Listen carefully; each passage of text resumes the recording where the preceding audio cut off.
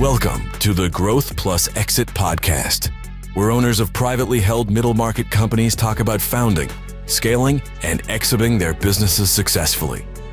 Learn how to maximize and monetize your business on your own terms. Let's get started.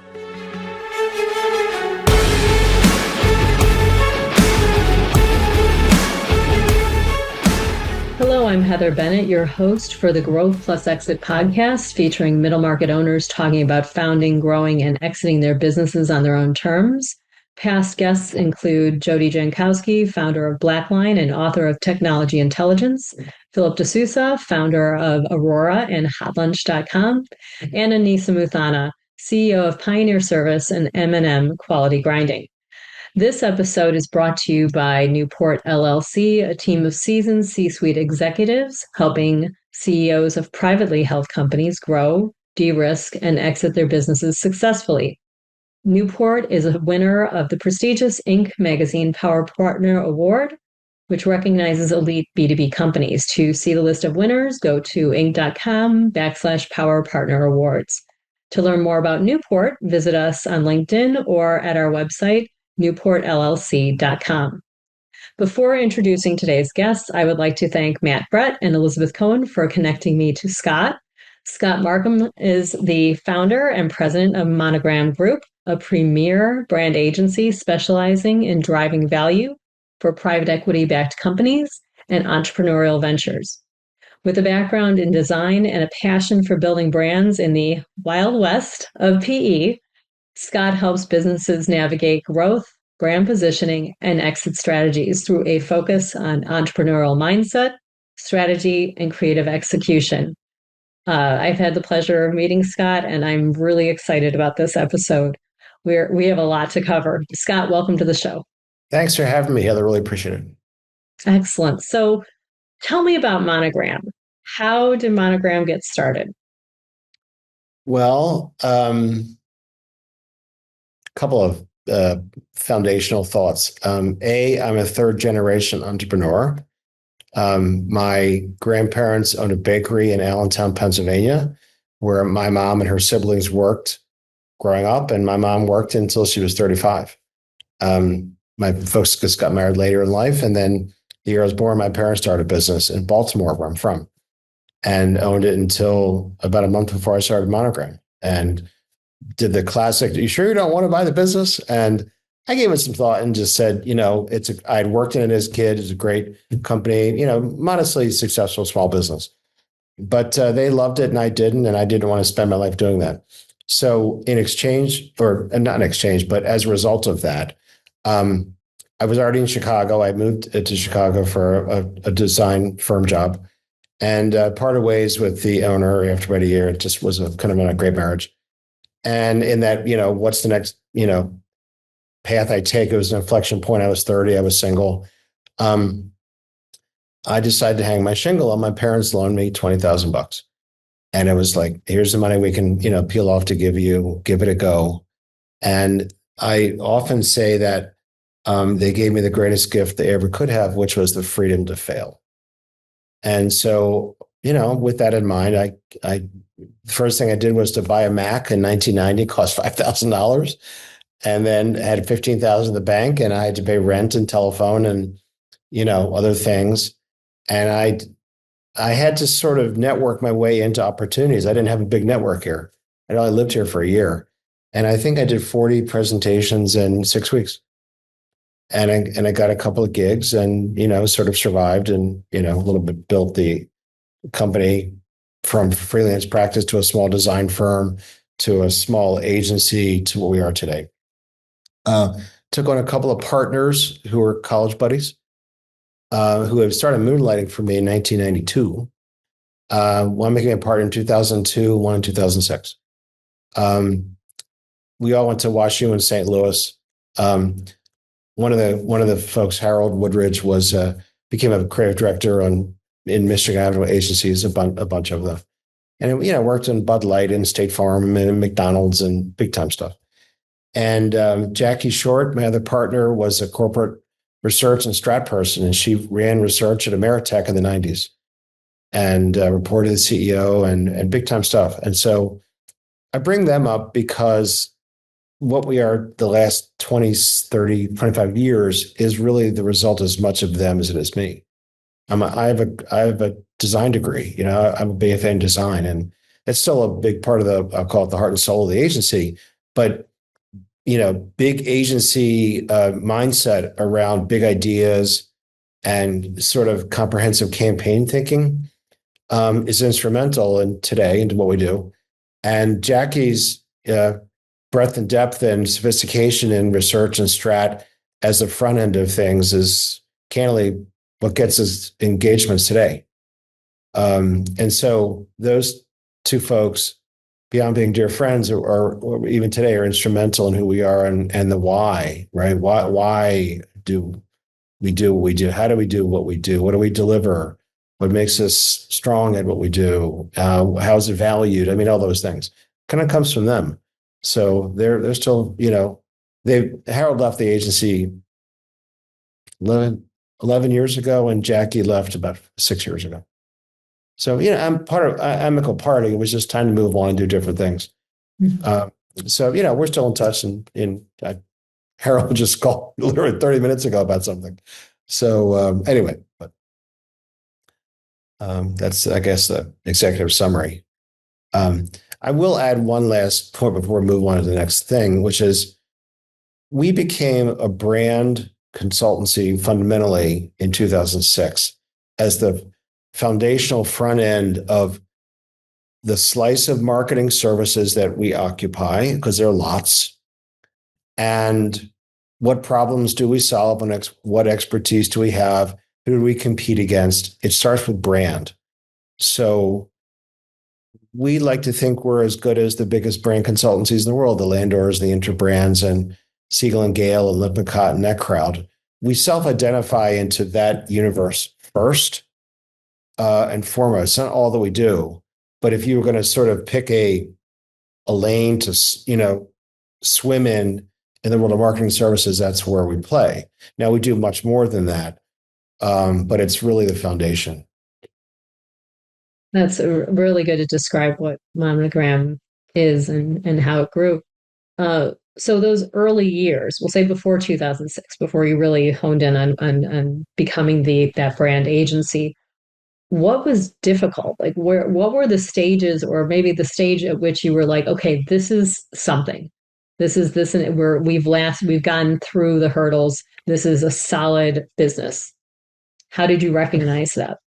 Well, first of all, I was only doing work in Chicagoland, and I didn't have a network here. I didn't grow up here, and I lived here all of a year. And so just getting network took years, 5, 6, 7 years. That's a hurdle to overcome. A hurdle to overcome B is I sold design services. That's what I knew and could sell and was good at. But it was really just my abilities until I brought people on, and then it became an us. And that took about 2 years. So I was a freelancer for 2 years, and the world's today filled with freelancers and who are very good at what they do. But that's its own universe, right? It has limitations, it has advantages, but it has severe limitations. The second of which was what was the market for what I could solve?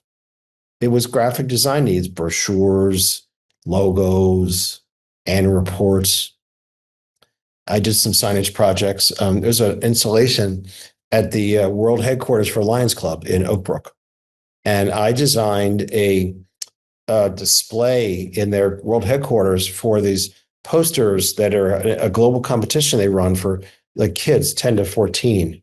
And there's a global winner, and they get 10,000 entries a year. And I designed the installation that is still there, and it's been going on for 35 years. It was a really cool assignment. But one of it was a design need, and I figured all that stuff out.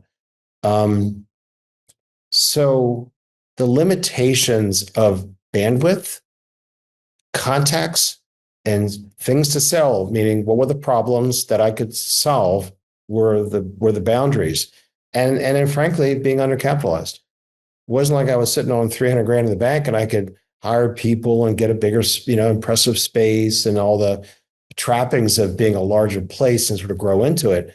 I had to sort of grow through cash flow. And Right. so And yeah. it was, kind of stressful and, anxiety creating at various points. And, sometimes we were killing it. Sometimes we were barely surviving. Well, I definitely want to talk about the capital, like throughout the lifetime. But before we get to that, tell me about your thinking and the process of building through people and what those first, we'll say, first 5, 10 years of hiring look like. So the full-time staff were folks that I needed to do the guts of what we do. And, design talent, maybe an account person, a project manager, that kind of stuff. And then I was very aggressive in using friends to augment what we could do on a contract basis, or people I was introduced to, copywriters, Harold and Jackie. So, we did a pretty big project for the University of Chicago Continuing Studies Department in 1994 to help them fill seats in all the courses they offered. And we had to do a bunch of research to figure out, personas and factual and emotional drivers and competitive context and all this stuff. And Jackie did that work on a freelance basis for me. I didn't have the skills to do that. I learned literally whatever I know in research today, which is 37 years later. I kind of learned at her feet. And we went through, 100 clients, and, I've sat in on gobs and gobs and gobs of focus groups and, online surveys and, all of this stuff. But I learned by doing, and I learned from her along with another colleague of ours, Dan Bauer. And I feel, I'm very literate in research and strat right now, but I don't have an MBA. I learned on the job.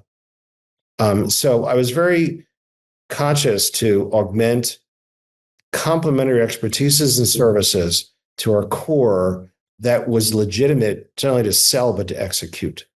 And so I grew a footprint in our skill set that way, opportunistically, if that makes sense, because I didn't have them on staff.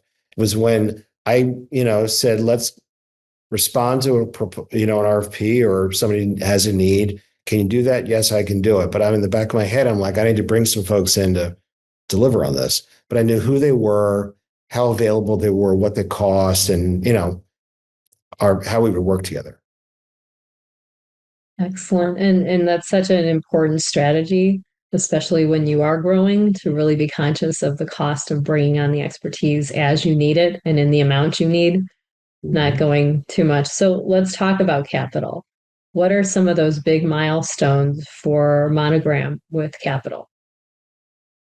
Well, at some point, we put a banking relationship in place with, a line of credit and the usual stuff. But, for a lot of time, it has been cash flow dependent, and hiring, full-time people. The variable, talent is the easy part. For all these decades, one of the great things about Chicago land is that this is a huge market for marketing services. And, this is long before, we had websites, and we had, Upwork and all these other kind of things. I can work with people in Australia right today.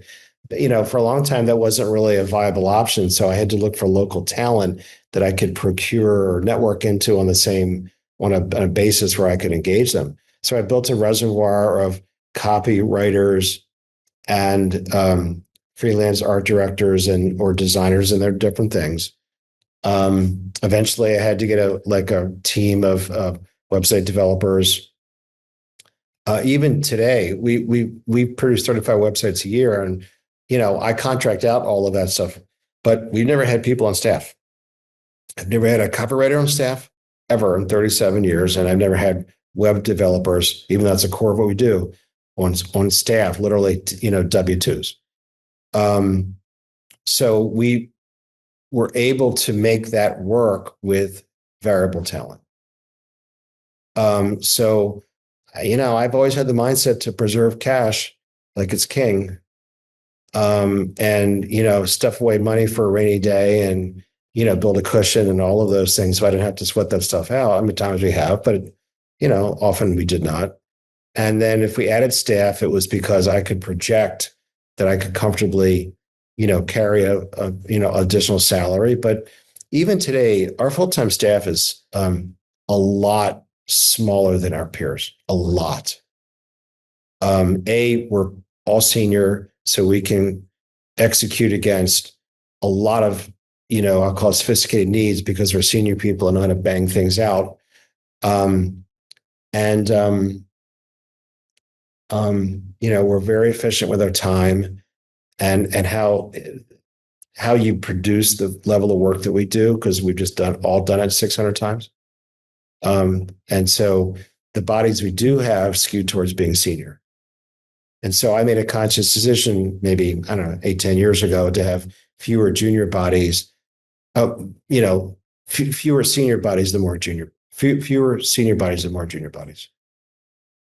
Okay, so that begs the question. This was not on my list of questions, but how do you feel with that strategy of keeping the senior talent and being able to use 1099s for the junior support? How do you think that's going to change? That's not, let me clarify. That's not accurate. Okay, No. please do. We really have very few people under, 7 years experience in this agency. And most of us are, 15 to 50 years experience. So, even the relationships I have with, video and photography and web, even those contract folks are very senior. And a lot of those relationships go back 30 years. So we're not, constantly fishing around for things. And when we have a need, I know who to go to. We book it and we go. And so, our footprint with the 1099s is loosely double what our full-time staff is. And so we can get a lot of stuff done at 2 hour standard concurrently. I mean, our client, we're working on about 25 clients right now. And just, it jug a lot of balls, but, because we know how to do it. And so I managed to keep the cost of the agency down as a result and the profit up because the model we built, we've successfully incorporated AI over the last 2 years into our core processes and haven't missed a beat. We've cut costs and saved time and have not compromised, I'll call it the level of work we produce. Okay, that answered the question. So thank you. What were some of the turning points for your company? I know you talked about in 2006 how at that point you refocused Monogram to be very much focused on brand. What were some of the other major turning points or major decision points that changed the shape of Monogram or changed which clients that you were working with? So one of the things is that in 1998, I kind of decided to stop being a design firm and announce that we were an agency. And they're different things. There's a lot of overlap, of course, but in the world of Chicago land, marketing services, you're either an agency or a design firm in 1998. And I opted to leave one and become the other. We used to joke that we banned the D word, which was design, even though a lot of what we do is design. So we kind of morphed into being a small ad agency because I felt that there was more opportunity to grow, more swings at bat. At that time, the Chicago design market was kind of ruled by about 12 firms that really were the dominant, players, maybe 15. And I just felt like to push into that was going to be hard. But if we kind of morphed into an ad agency and we'd already done a bunch of ad work, it was just a bigger playing field. So that was inflection point one. Inflection point two is when Harold became a partner in 2002. And he substantially, broadened and grew our credentials because he had a very successful 20-year run being a creative director in agencies downtown and worked on big national and global accounts. And also had the chops to do TV and all these other things that I didn't. And so our footprint and our profile had just expanded at that point. And then when Jackie joined and we brought the research and strat at a partner level in house, it was another inflection point. Now, the biggest piece of business that we did for a very long time was a one-off public service campaign to teach Illinois consumers about their choices in local phone service. And there was an ad hoc commission created by the Illinois Commerce Commission. And they put out this RFP and we won. And I had to pull out a bunch of freelancers and a PR firm and all kinds of stuff. But it was, it was a $3 million campaign. So, in terms of just money flowing through the agency, it went like that. And it just announced to the world that we were playing, at a different level, very high TV, radio, PR, all throughout Chicagoland and the state of Illinois. It was a big deal. And so around the same time, we picked up an account, which was Swingline Staplers out of Aqua Brands in Lincolnshire, and in national ad campaign. So we start to really push our way into prominent clients of a certain scale and stature and familiarity. And so while a lot of the work that we do, the public would not have heard of, we've always had certain accounts that had that kind of star power. And it's important because it's a certain amount of putting the pieces in place of who are you, what game do you play, and who do you compete against, and all of that stuff. And even today, because we live today in the world of private equity, 99% of who we work with, no one's ever heard of. I mean, in the PE world, our clients are very well known, but not to the world at large. So when you look back on the clients we've had over the years, we've rebranded Life Fitness, the world's leading brand in exercise equipment for the world, about 17 years ago, into 60 countries. They're a division of Brunswick. It's that kind of stuff that's like a pillar to who are you, what game do you play. The big, a certain amount of it is just name recognition that people can associate with. Yeah, I definitely think that helps, having those, we'll say, client stories that can open up the door a little bit further for a new client when they're like, maybe you are the right fit for what we do. Heather, I will add one other inflection point that at the time did not seem like an inflection point, but now it is, which was our entry into private equity. And it was 1996, and I got an opportunity to pitch a piece of business with 12 guys that had left where they had been working and were hanging their shingle as really the first private credit provider for the middle market ever. That's all they did. And so I won the business and we built the brand from scratch on day one. And that firm is called Interis Capital, and they're now a household name in private equity. They invented this idea of private credit for middle market deals. And today they probably manage about $80 billion. And they have about 400 or 500 employees, and they're owned by the Canadian government.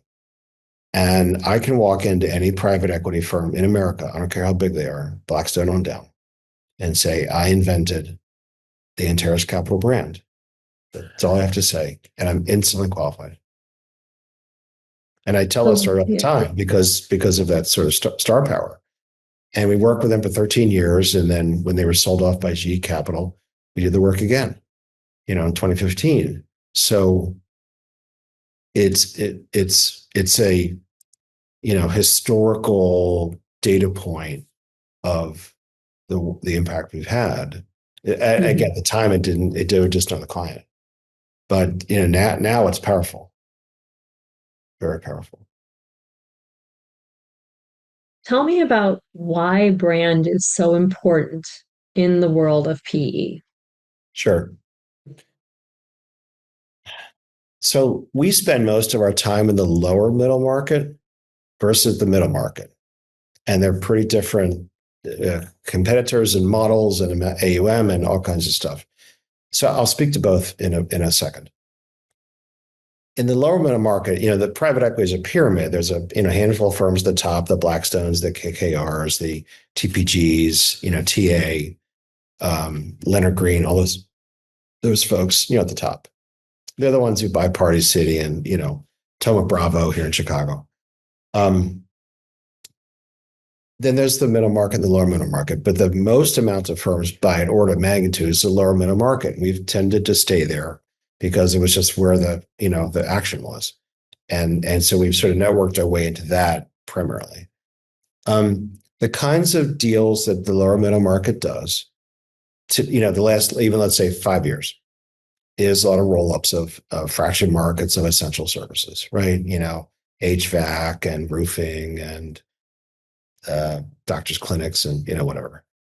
And so the business model is inherently by companies in sectors that are strong, a lot of tailwind behind them, leading indicators. Otherwise, private equity wouldn't invest. But those companies and those sectors, when it comes to brand, sales, and marketing, are typically very unsophisticated. They're founder led, and it wasn't a prerequisite to business success and profit, and being attractive for acquisition. And then so there's an investment thesis. Well, there's EBITDA to be generated and multiples to be earned if you do a roll up in blankety blank. Great. So for several years, the model was just create a holding company, do some financial engineering, maybe lean manufacturing, install an enterprise software system, all these infrastructure things that these legacy companies didn't have. You bring them together, they're worth a lot more. You package it in 3 to 5 years and sell it. Your cost basis was 5 or 6 and you sold it for 9 or 10 and you made, incredible carry and you returned IRRs back to, your institutional investors, everybody's happy. That doesn't really happen as much in 2026 or 2025 or 2024.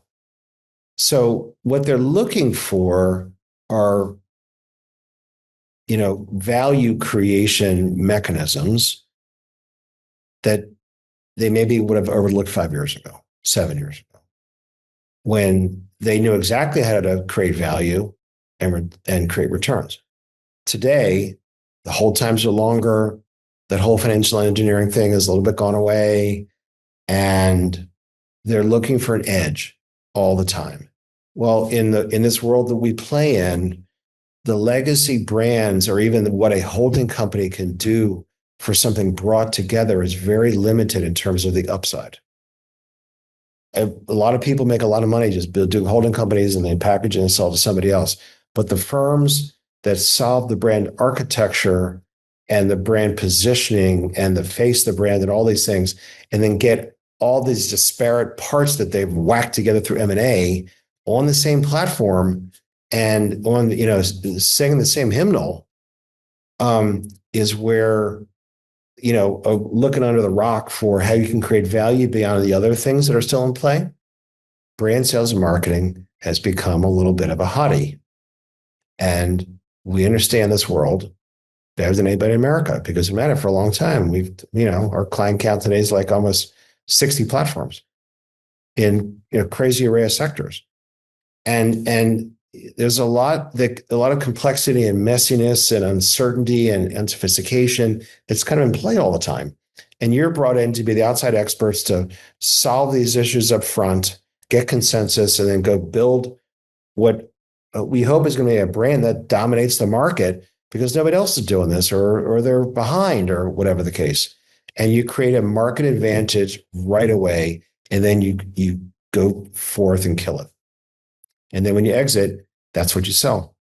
Among all the other assets, your market power, your pricing advantage, all those relationships, all of that stuff, your advantage in recruiting and retention because of brand, all these benefits accrue.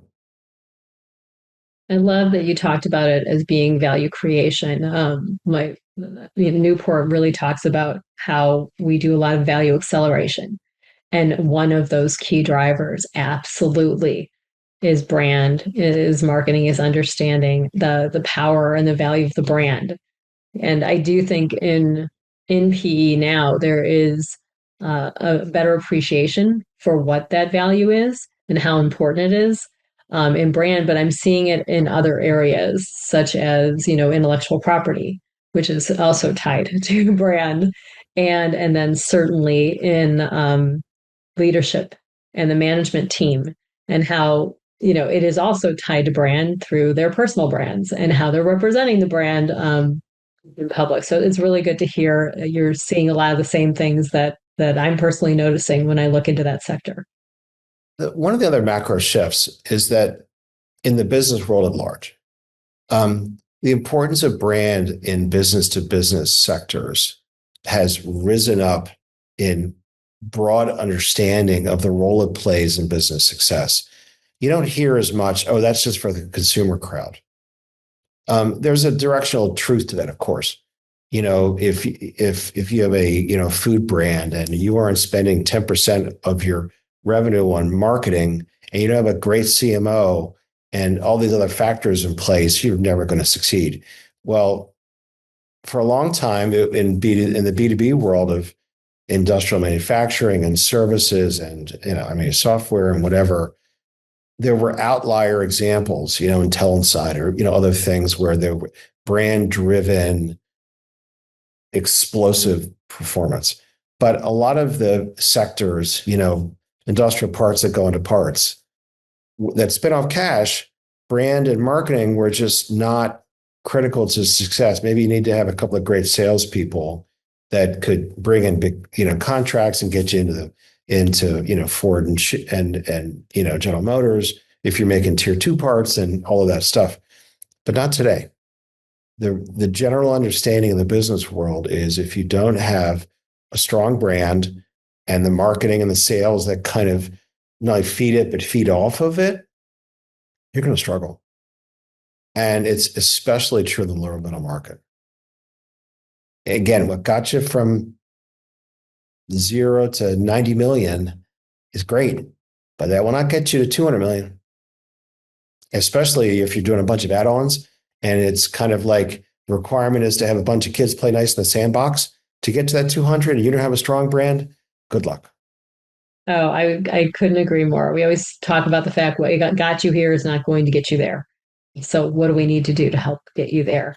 So Absolutely. not only have the individual circumstances of these companies changed, the world around them has changed. And the expectation of the role of, the accoutrements of brand has been influenced by why, I don't know, Instagram, Facebook, all that stuff. It's just the role of storytelling and imagery and design has been wildly influenced by these things that we experience in our daily lives that you bring into, your job as, the VP of finance or something at some private equity on $100 million company that maybe, or the CFO that has to make these kind of decisions. Where do you spend your money for what best outcome? And the CFOs participate in these conversations all the time. I know we present to C-suite leadership that is not, because they don't have CMOs. So there's a committee who's the proxy because they don't have a CMO, CEO, CIO, COO, CFO. That's our client base. Excuse me. No, I agree with that. And having the support and understanding of a C-suite or an executive team that understands the importance of marketing and brand and how that can be a major lever in the right direction in a lot of ways is absolutely key. So let's talk about the future. Tell me about the future of Monogram. I know you had mentioned a new product that you're about to bring to market. But beyond that, what do you see for the future of Monogram? So over the last 2 or 3 years, we've quietly exited corporate work. We've worked with some, gigantic public multi-billion-dollar clients over the last 5 years, and it's fantastic. But at the end of the day, the market opportunity is tied to private equity situations, lower middle market, middle, and eventually upper. Is so gigantic.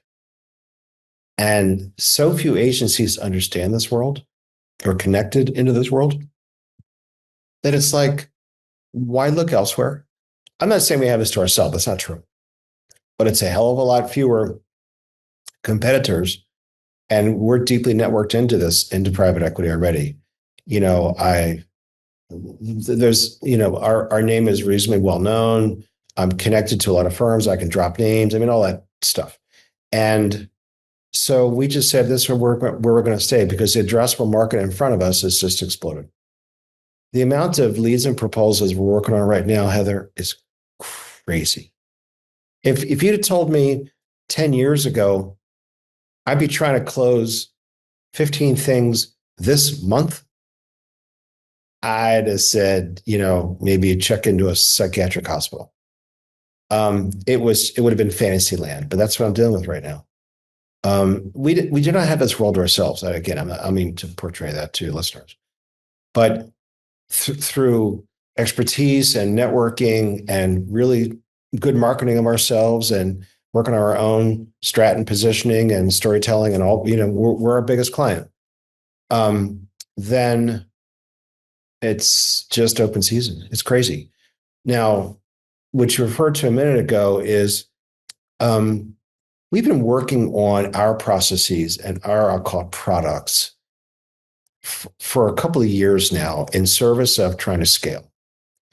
And about a year ago, a client of ours in the world of private equity, he ran credit for a $30 billion AUM fund, introduced us to somebody he knew in the world of AI.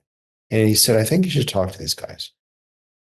And so they were in New York and, I'm in New York all the time. And so we just set up a meeting and, got one of these like shared conference rooms and a whiteboard and just started whiteboarding. So we started with these problems that we're talking about, right? In these large market companies, and how can we solve for that problem using brand and sales and marketing over here and AI? Very abstract, open question. So that led to about a 10-month project last year where this other firm, Parallax Partners, and ourselves collaborated to create a proprietary platform that mashes together customizable, secure AI and brand in a way that, to our understanding, does not exist elsewhere. And I mean, including the large language models.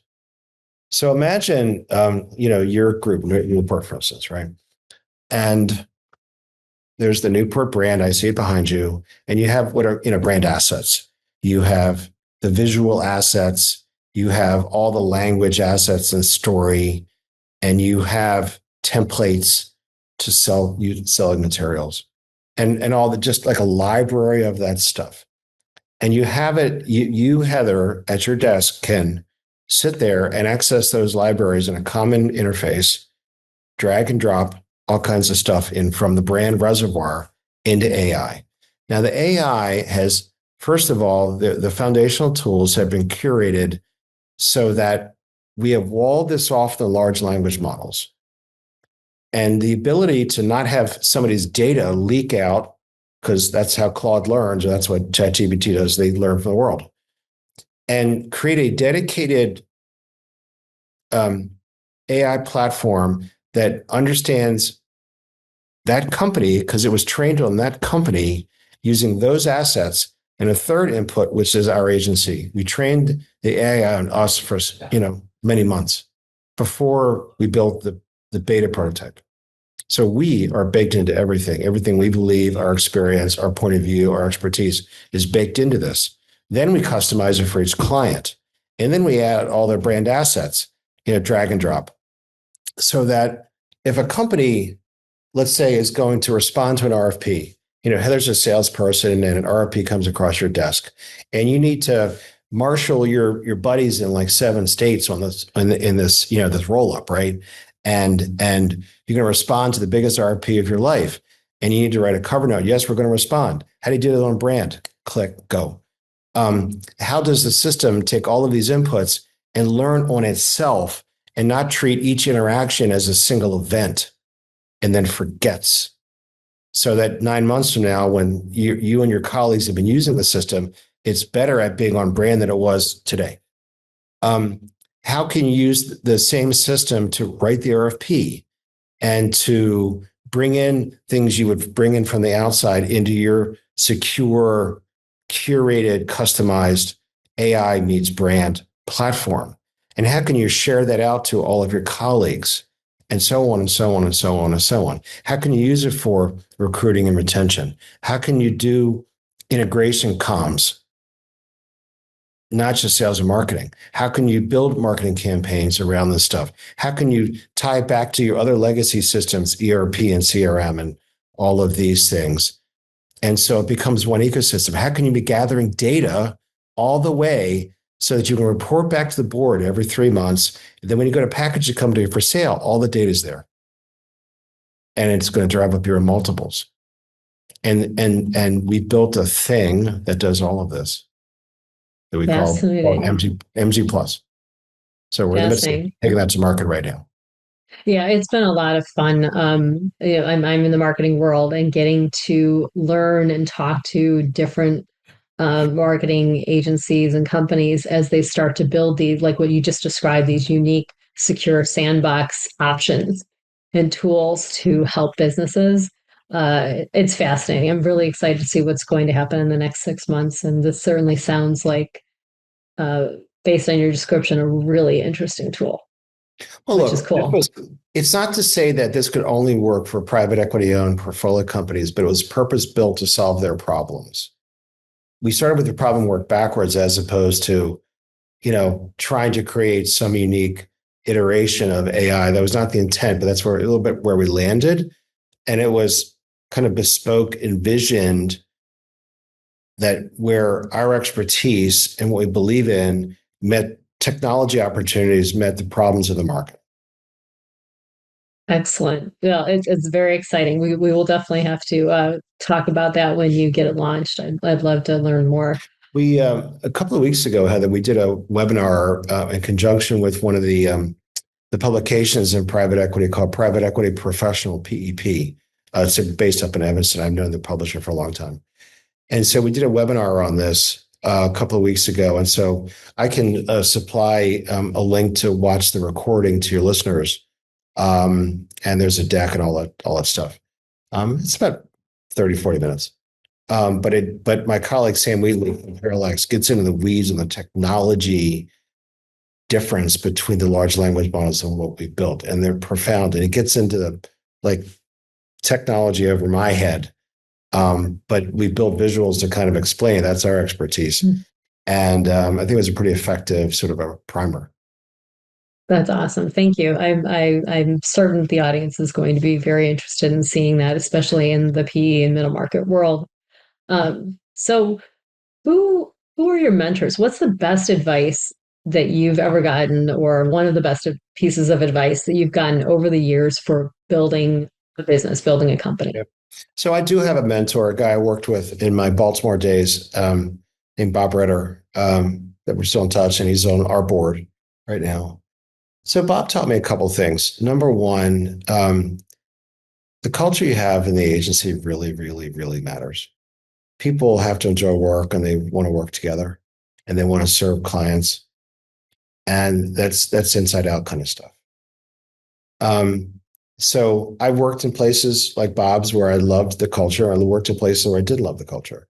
So I had sort of both models to learn from. And also because my parents owned a business and they treat their people, their staff really, really well. And I learned from their feet as well. Number two is you have to love the craft. If you don't love what you're doing, you're wasting your time. I'm 66 and I get this question all the time. Why are you still working? The answer is because I love what I do. And I have lots of friends who were partners at big law firms and they've retired and, God bless them, made a lot of money and enjoy what they did. But I don't know too many of them at 63 or 4 who love being a lawyer and being a partner at a law firm and all that comes with it. And they burned out and they were ready to move on to something else. I'm not that way at all. I love what I do, how we do it, why we do it, who I do it with, and who I do it for. I love that.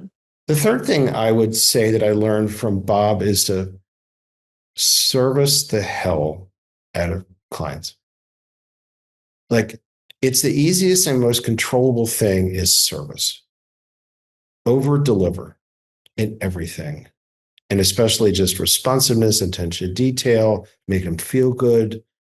helping, explaining things. That's a service dimension. Why a certain brand story is better than another version or a logo or, whatever. A lot of clients have no experience in what we do. They have no basis of evaluation. So we have to help them through that. That's a function of service. I would agree with that. My early mentors when I was in CPG always said, surprise and delight, under promise, over deliver every time. And that's really stuck with me over the years as being just a consistent way to bring the best to your clients. I do have one last question, but before I ask it, I wanted to point people to your website at MonogramGroup.com or to reach out to you through LinkedIn. And we'll have all of this in the show notes, of course. Thank you. And then the last question. So, what is a hard lesson that you learned while growing Monogram that you'd like other CEOs, other entrepreneurs to learn so that they can avoid maybe some of those difficult, rough patches? I would say have patience and take a lot of body blows and don't give up. I'm in year 37 and I'm probably at this another 4 or 5 years. And even, last week we took a body blow. We lost a piece of business that I can't believe we lost. And it was huge. And it hurts. But you gotta, knock back a scotch, go to bed and pick up the fight the next day and a little bit have amnesia. Or if you have struggles with, an employee or two, I am just riffing here, but if you believe in what you're doing, then don't give up easily. Something like that. I love that. Great advice. Absolutely great advice. I've been talking with Scott Markman, founder and CEO of the MonogramGroup.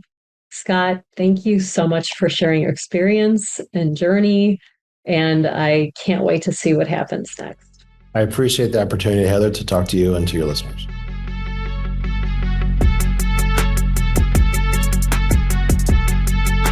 Thank you for listening to the Growth Plus Exit podcast, sponsored by Newport, a unique national business advisory firm.